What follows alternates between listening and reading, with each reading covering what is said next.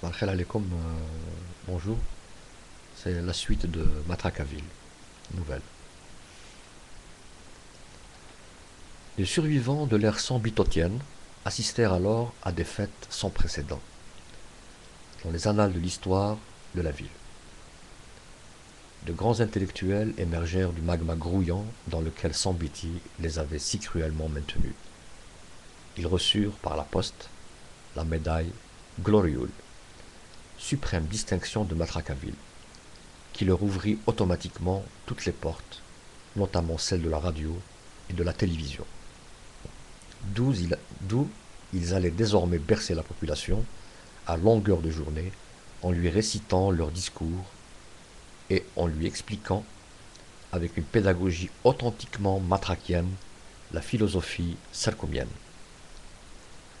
Loulou Bentoutou, docteur d'empire en résistance des matériaux, célèbre pour avoir mis au point la brosse métallique en titanium humidifié, illustre parfaitement le tragique de cette génération d'incompris. Du fond de son laboratoire, profitant de ses rares moments de détente, Loulou eut un jour l'idée géniale de composer les vers suivants.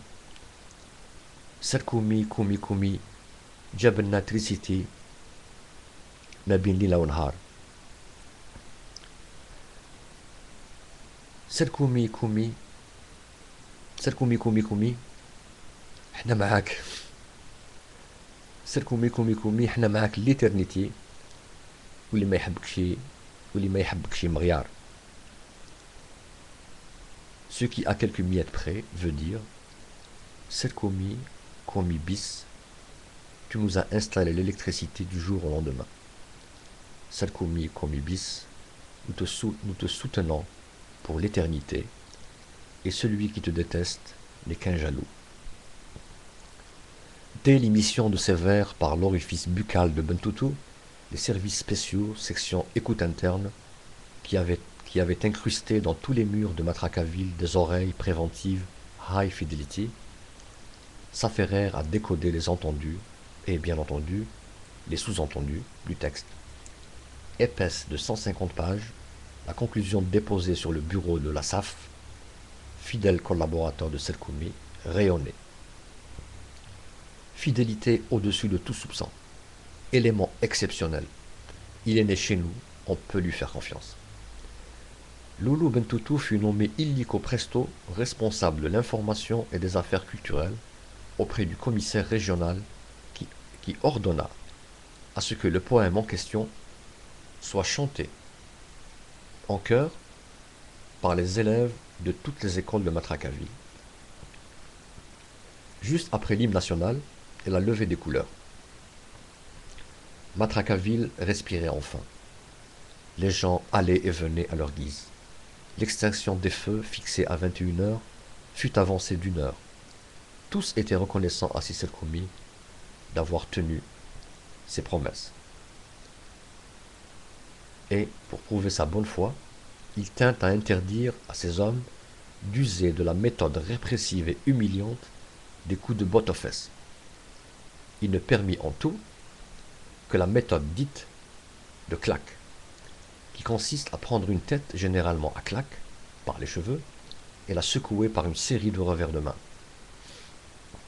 Rien de tel pour donner quelques couleurs aux mines patibulaires, décréta Serkoumi lors d'une conférence de presse. Et au bout de 3 semaines de traitement intensif, tous les habitants de Matraquaville eurent les joues roses.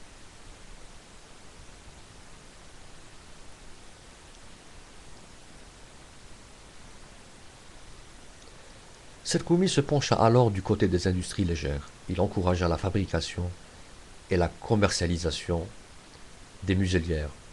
On en trouvait partout. Chez le boulanger, le boucher, le coiffeur et même chez le libraire. D'immenses muselières furent dessinées sur les murs par les plus grands peintres surréalistes locaux. Et au-dessus de chaque fresque, un écriteau. Si la parole est d'argent, le silence est urgent. Le commerce des muselières fleurissait de jour en jour, et Matraquaville devint entre-temps la contrée habitée la plus silencieuse sur terre, un des plus hauts lieux de la méditation humaine. où les déçus de la très bruyante civilisation occidentale venaient en grand nombre exorciser leurs angoisses. Exorciser leurs angoisses.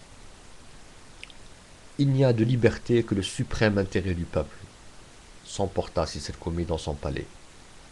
Il prit ses jumelles, se mit à la terrasse, et s'adressant à l'Assaf et à Loulou Bentoutou, regardez-les, ne sont-ils pas tous adorables? Ici, les anarchistes, nous leur tordons le cou comme ça. Quelques ruelles plus loin, sous le pont en bois pourri qui scindait Matracaville en deux parties distinctes, 3 gosses en guenilles enlevèrent leurs muselières et les jetèrent à la flotte. Parmi les poissons morts, les chiens écrasés et les chats étranglés. Ouf, et zut! Passe-moi la dynamite.